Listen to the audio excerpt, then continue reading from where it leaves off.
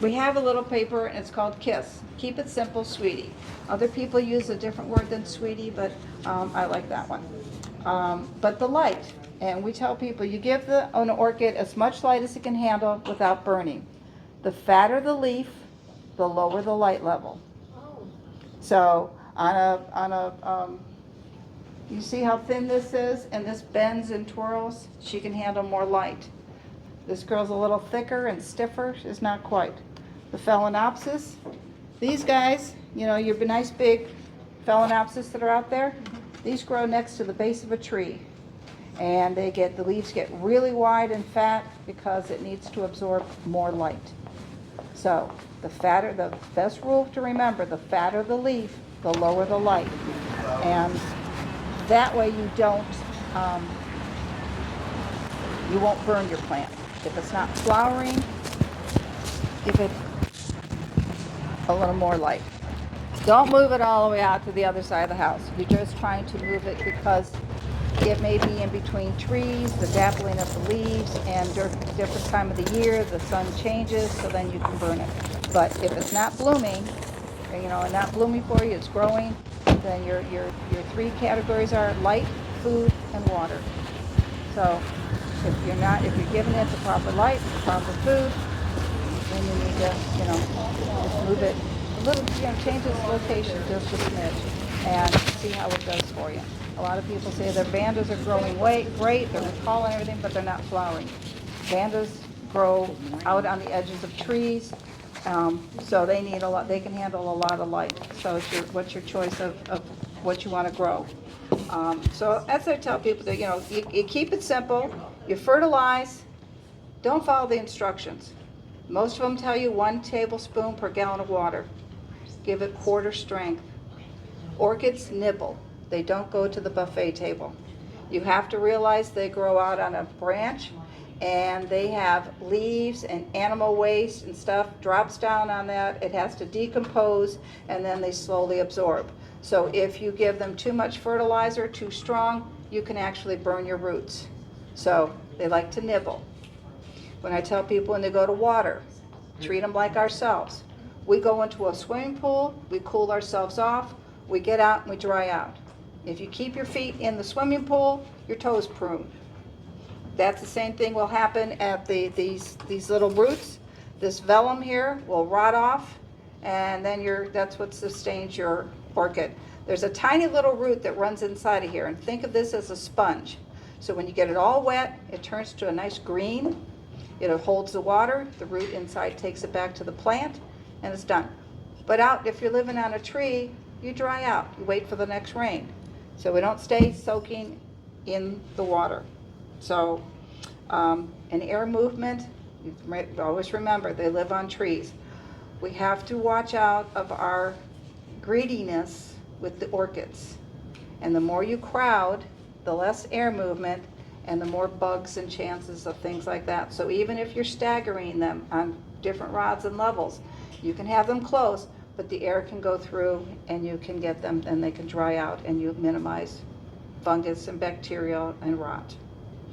One of the things I did for people, they always go, what do I use? What kind of media?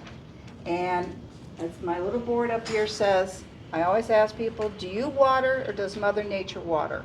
If you water and you like to water a lot, then you stay down over here and you get real airy pots and real airy mixes so that they can dry out. If you don't like to water, you go over here for spag moss and coconut chips and plastic. But if Mother Nature, you have to stay over here because your orchid must dry out. So this is a cute little helpful tip that you can read the good, the bad, the pros and cons about it, so everyone can take one of those sheets. I made that, put that up for you. So it helps you to, orchids have to dry out. If they don't dry out, they rot. Growers will put, when you go and buy things, they are packed in spag moss. And the reason why they do that, they don't have to water as often. But you have to remember, how are you watering? So you cannot, this spag moss needs to get wet, it needs to dry out, and I tell people use the second knuckle rule. Put your finger in down to the second knuckle, and if it's dry down at the very bottom, then you can water again.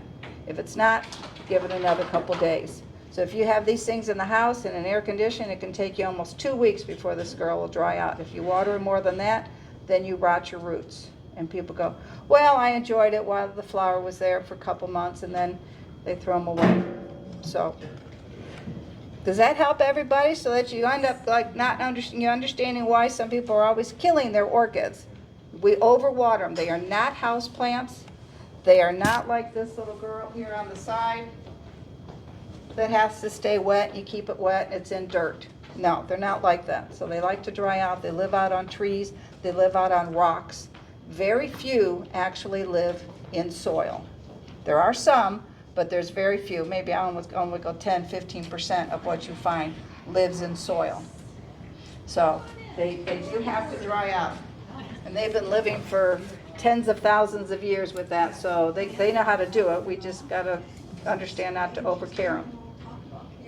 Anybody have any questions? Anybody have any problems? Yes? I've recently inherited my mother's extremely neglected orchids, and I am not a person who can keep things alive very well, other than my child. Well, good. That's good about children. We want to make sure that that's... You self-watering. So I'm grafting them all onto palm trees. Okay. And onto a hibiscus tree, which I seem to have liked. How often should I be watering them after I've cleaned everything, taken the roots apart, grafted them onto the tree? What should I do from that point on? Okay, and how are you putting them? You're putting them directly to the tree, correct? Yes, and then are you going to put, now these roots like in here have been acclimated to not have any media around it. But these roots, if I pull them out. Yes, so they were completely packed in sphagnum. See how soft and mushy they are? Yes. See how hard these are? Yes. These are acclimated to have a coat on. Yes. These are not. Yes. Now you are taking the coat off and expecting them to live out there. Well, I don't know what's going to happen. Right. So what you have to do though is when you're going to wrap it, put some spag moss back over these roots and staple it, tack it, wire it, something to protect them until the new roots will come out, and they will come out like this, and they will acclimate then to having their, they'll harden. But if you don't do that, then the plant cannot acclimate fast enough. But watering is kind of the same way as we are watering. Mother Nature rains, so if you don't get something watering once a week, you can take the garden hose and water it, and it'll do fine. They slow down in their water drinking because we're heading into winter, cooler temperatures. They are not growing. You will not see new growth come out. You won't see, most of the time, you won't see flowers. Some of the hybrids will give you that, but they're going more, most of the orchids go into a dormant state, once December starts coming. So they rest and they won't be drinking a lot. So when the summer comes, water them. The rain waters, they'll do wonderful. So. Thank you. Anybody else doing it? Actually, is it like, what type of palm tree? Will it have like a lot of sun hitting it? No, I put them on the shaded side. Oh, so Yeah. that'll be good. Right? That are good. And then make sure you kind of put them up high enough so when you start to lose a few palm fronds, they're still up and protected. Because They're very tall. They're very tall palms. Yeah. So, yeah. I mean, sometimes the leaves are given it good shade and then, they eventually start to drop a few. But, yeah. They've been abandoned in our yard for like 3 years in pots. We're just hanging out. Yeah. So. But this is the way Cattleyas and orchids have been grown this way. They're accustomed to this for 10,000 years. Animals tromp on them, and so they've learned to acclimate and handle that. I've been very happy so far. Right. Like they've got green shoots and they're grafting onto the trees, and Yep. they've been happy so far. So I Yep. just keep adding a few. There's like 20. Yeah. So you do that, and they'll be happy that way, and then you'll have beautiful trees and they'll be flowering. And just hit the garden hose. If we end up getting a low or late with the rain, you hit it with the garden hose once a week. And then once Mother Nature starts raining, they'll start blooming vigorously. One of them's blooming right now. Yeah. Well, you can see what is blooming right now. Most of these are all out in my shade house. So they're liking it now that it's getting cooler. A lot of them going, thank you. This freaking 100 degrees was not happy. So a lot of these are winter bloomers, and so they're doing wonderful now. And then most of them, a lot of them will go to rest, and then we'll see them again in spring. Thank you. Yes. Oh, everybody doing wonderful? I run the culture class, and at the end of it, and I don't get questions, I'm like, wow, everyone should have a fantastic garden, because we're doing a wonderful job here. But like I always tell people, keep it simple. Keep it, don't over care for them. I went to one garden club, one lady, and she had gotten a section of somebody's plant. She goes, well, hers is doing wonderful, and mine's not. I said, didn't you listen to her? She doesn't do anything to it. You're over caring your plant. And orchids don't like to be over cared. They like to be cared for, but neglect sometimes is better, because you can bring them back from neglect, but if you overwater them, you probably end up losing it. So I'm hoping that helps everybody. You got a question? I do. I'm a newbie, so sometimes even the names are a little bit off. Right. I want to make sure that I'm saying, so I'm a little bit embarrassed, but Ododendron. Yeah, these are dendrobiums, right? Okay. What is the best way to care for them? I have one, and it is grown leaves, but it's not flowering. Okay. And so, Okay, does the flower come out the top like this? yes. Okay. When it did have a flower. It did Okay, come at the top. well, you also have to remember that they only do bloom, probably, those are what they would call as the Phalaenopsis type. There's 8-10 different types in categories.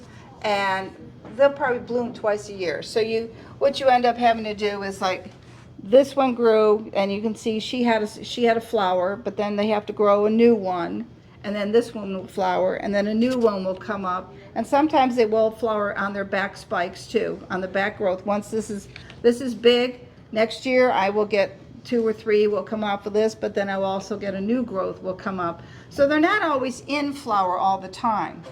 But if you've had it for, over a year and it hasn't, it may be not enough light. If you're giving it some food and you're giving it the water, your light then is your next critical thing. So a lot of times they can do fine if you don't feed them. As long as you're watering and your bulbs are nice and fat, a lot of times if they don't flower, it's because they're not getting enough light. Okay. So you move it just a little bit closer to the light. If it's under your patio, dendrobiums can handle a lot of light, so they can actually sit right up next to your screen. Okay. So they love to take it, and they will take it, because I've hung mine up in my palm trees. Okay. And it's really nice now is that these are staked up, but she has the pink ones, and I put them up into the wedgings of the palm tree, and the flowers now are just cascading down, and it's just gorgeous. And then they're going to grow and they're going to attach, and next year we're going to have more hanging down. And I only put it on the back side too, because I got to watch out for the squirrels, coming up and down, and so. But we'll see how well. So if I figured I gave them the other 2/3 side, that go down that side. Yeah, go down that side. Thank you so much. I appreciate So, that. but yeah, but if you've got a good tall, if you bought her in flower and she didn't flower this year, it's probably lack of light. Okay. Because like I said, they're so accustomed not to getting a lot of food. Most people's problem is light. I have a question. Yes. So since you have them on the tree, Mm-hmm. once they've bloomed, what do you do with the spike, or you just let nature You just just take let, its yeah, course you just and- let nature take its course. It'll die. It'll dry back up, and that. Yeah, nobody's going around cutting them off. So it dries back, falls off.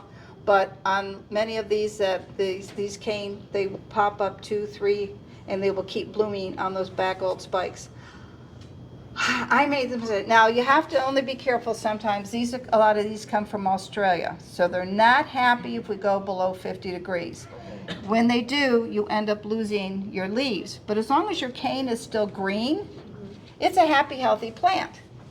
I didn't know that before I got into the culture group.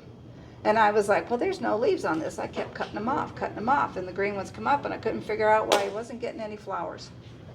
Because the ones I had, they flowered on the back bulb, the new one come up, and it has, then the next year the flower would be on that one. Well, I kept cutting off all the old ones. It wouldn't flower for 3 years. That's why I joined the culture group. Yeah. So I bought these plants and I'm like, I can't get them to flower again. No, I was not understanding what I had. So, but light. Try moving it to a little more light, Okay, and you should have flowers next year. good, thank you. And which is your culture group that you have? Central Florida, we meet at Lou Gardens on the first Thursday of the month. So it's not a date, it's a day. So the main society meets on the second Monday. And we meet over there, and we have a meet and greet, starts at 6:30, and the meeting is at 7, runs to about 8:30. I pick a topic, we discuss it, people bring in their problem plants, or even we do our show-offs. Look who's blooming right now, you know, look what I've done, this is great and wonderful. So we do that. So, and it does help, our vendors come, we get a vendor who speaks at our main meeting, and we learn about new things, different things, and then they bring their plants for us to sell, so sometimes we can try something new. Get a plant, try something new, and we also do that at the culture group. I'll find something some new topic, new plant, give us a chance to try it. You get one, and then you can see and learn about it, and because you can't grow everything as much as you want to, as much as it looks great. You know, it's like Mother used to tell you, put your hands in your pocket, don't touch anything. Well, I thought I could grow everything, and so I was like that. Now anymore I go, I love that, and yep, and I walk away because it's not happy at my house. Everything has its somewhat equal, you know, with the light, humidity, so you can't grow everything. But most of our growers out here, they bring things that you can grow. Then some of them will bring unique things for us seasoned growers who want to get their feet wet and dabble into it. Like this little girl here. I'm very good at onciniums. And so one of the growers had this, and I looked it up, and in its name it's got the growers come up with all kinds of different names. And so this is a category that says BTCM, so you're not quite sure what that is. But one of its parents is a Gomesia. Well, that's a cool growing orchid, and they mixed it with a warm growing orchid. And she's flowered, but if you take a look at these pseudobulbs, they're kind of, I used to say, they're shriveled like an old man. I don't use that too much anymore. But they aren't fat and smooth like a baby's bottom, okay? When you look and you pick plant, you want to know that your end is nice and fat. You know that's a happy, healthy plant. This little girl, she's hanging on, but she's not as happy as my other big fat pseudobulbs because Daddy is a Gomesia, which is a cool grower, and Mommy was a warm grower, and we're in Florida with 100-degree weather. I'm not absolutely happy. Now, she'll be happier over winter, but, you know, sometimes it takes you a little bit, pull out your phone, look to see who it is, and go, yeah, that's nice, but I can't grow it. So it's cute, and I don't know, she's hanging in there, but she probably, I don't know how many years I'll get out of her. I don't know, I may have to bring her into the house so that she lives in the air condition, and she'll do better. So I said, you know, just don't always sometimes go, oh, I love that flower. Make sure it's a plant that you know you can grow, especially starting out, because then you get disappointed. And then you go, oh, I killed it, and I killed it. And we don't want you to kill it. We want you to enjoy them. Are there certain orchids that should be grown inside as opposed to? No, certain ones are cool growers, so they don't handle the temperature above 80 degrees. And there are some, depending what orchid shows you go to, they will bring some of that because they don't know where you're going to grow them. Okay? You can't say, oh, well, why did they bring that? Well, they don't know that whether you have a greenhouse or you're going to keep it in your house. So there's the Miltoniops, it's big, nice, look, they call them the pansy orchid. Okay? Absolutely gorgeous, beautiful. They don't like above 75 degrees. They will be wonderful, happy in your house. They will bloom for you. They will grow for you if you can give them enough light in your house. But they are not happy outside. Not up here. So people, you go to a show up in Jacksonville, Gainesville, man, they sell like hotcakes because people come down from Atlanta and they don't have this 100-degree thing that we have, and so they do wonderful up there. So, you know, a little investigation, and then you will be happy. And we always have culture sheets on how to grow things, and if we don't have it, or if you're not part of our society, you can go to aos.org, and you go under Orchids, and you can go, and it'll say Orchids A to Z. Look up what you got, and it will tell you how to take care of it. So you will get the pots, the media, water, light, will tell you all of that ahead of time, and to help you figure out what you need, where to go with it. Yeah. All right? Glad I could help all of you. Thank you. I'd like to see you join our group.